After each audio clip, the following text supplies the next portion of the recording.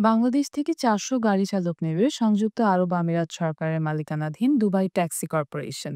Dubai taxi corporation সংযুক্ত আরব আমিরাতের সরকারি মালিকানাধীন একটি সংস্থা।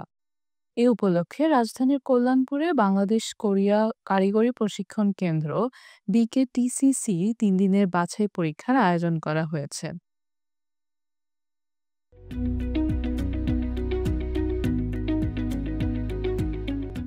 আগামী ৯, ১৪, ১৫ সেপ্টেম্বর এই বাছাই পরীক্ষা অনুষ্ঠিত হবে।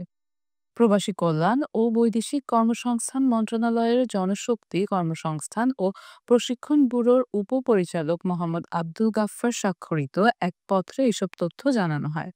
পত্রে বলা হয়, রিক্রুটিং এজেন্সি আল আনাস ওভারসিজ সংযুক্ত আরব আমিরাতের দুবাই ট্যাক্সি কর্পোরেশন এর অধীনে ৪০০ পুরুষ চালক নিয়োগের চাহিদাপত্র ও ক্ষমতাপত্র পেয়েছে। এ উপলক্ষে বিকেটিটিসিতে জব ফেয়ার আয়োজন করে বাছাইয়ের মাধ্যমে চালক নির্বাচন করা হবে। আগামী ৯, ১৪ ও ১৫ সেপ্টেম্বর এই বাছাই পরীক্ষা অনুষ্ঠিত হবে।